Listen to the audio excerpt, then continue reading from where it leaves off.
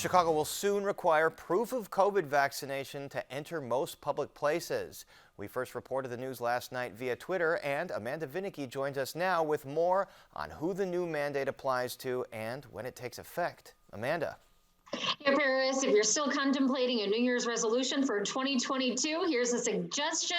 Be sure come the new year to have a vaccination card or a photocopy on you, or maybe even a photograph on your phone. That's because starting January 3rd, that'll be the Monday following the New Year's holiday weekend, the city will require proof of vaccination at pretty much any indoor public setting or venue.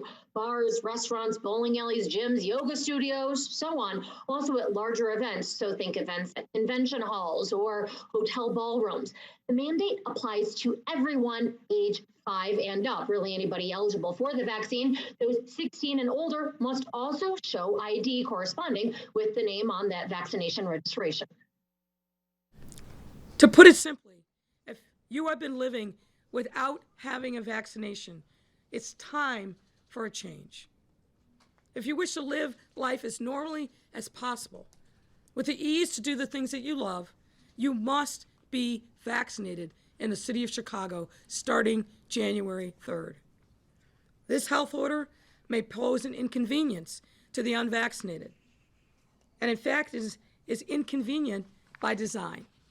That's because part of the objective here is to encourage those who have not yet been vaccinated to get that shot. It also comes as COVID is on the rise. Our concern is that we have a Delta surge now with this Omicron surge on top of it. Test positivity again, the highest it's been in a year, 7.3%. And I want to emphasize that that is a big jump just since last week. 1 week ago, we were at 4.1%. 1 week ago, we had 80% fewer cases. A lot has happened just in the last week. What really happened within that week? The answer, Dr. already says, Omicron. Now, many music venues have already been requiring proof of vaccination, including Beat Kitchen and Subterranean. Owner Robert Gomez welcomes the city mandate. He says, when asked to show proof of vaccination, most patrons are relieved and happy to show their card before a show, but others get argumentative. It's a little rough. People drive in, you're coming to a show from Indiana and you didn't know, and it's frustrating because now you have to drive back. And I understand that, but we can explain we're doing our best. We're just trying to keep it safe. And this is why it's great that the city is making this mandate, because it takes it off of us. And we can simply say it is a Chicago law. This is now the new regulations. The mayor says that the mandate is not taking effect for nearly 2 weeks, despite the surge in cases, so that businesses have time to get things in order. They're going to have to post signs, and they have a vaccine protocol on file, and they could be allowed to put an intermediary in charge, think a wedding or an event planner.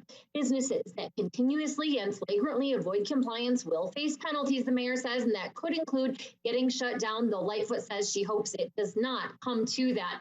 Now, there are limited exceptions. The order does not cover venues including houses of worship, schools, airports, soup kitchens, recreational areas, and residential or office buildings that are limited to being used by tenants and residents.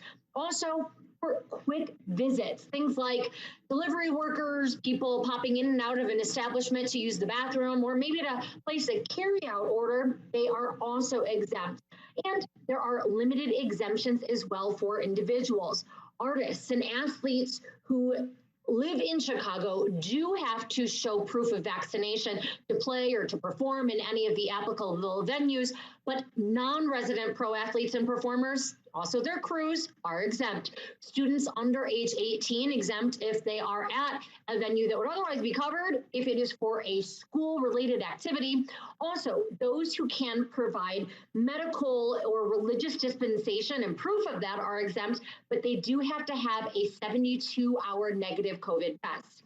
These are exemptions that for some are a source of frustration, with critics saying that it is unfair as well to put in more of a burden on already strained business and restaurants, especially right now as they're experiencing worker shortages. Who's going to be checking those proof of vaccines? Now, the mayor said during today's press conference that business employees, not patrons, will have the option of a workaround that they can show proof of a weekly negative COVID test in order if they don't want to be vaccinated. But in reading the order, there is nothing to that effect that is actually spelled out within it. Waiting for a response there from Lightfoot's office. Now, Chicago, by the way, going by CDC guidelines to determine what is considered fully vaccinated. And so at present, that does not include the booster shot, but Public Health Commissioner Dr. Arwady says that it might soon. So I want to be clear, get a booster now. If you want to be able to keep enjoying, without that chance of having to go a few weeks without being able to go to restaurants, even if you've gotten those vaccines, please get a booster also, although it is not a requirement right now.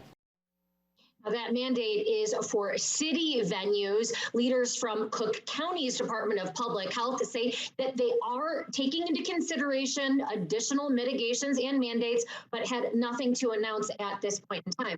As for how the vaccination order is going to be in effect, well, that depends. The mayor says that it is going to be around as long as this fifth wave of COVID is here as well. By the way, that indoor mask mandate also remains in place. Paris, back to you.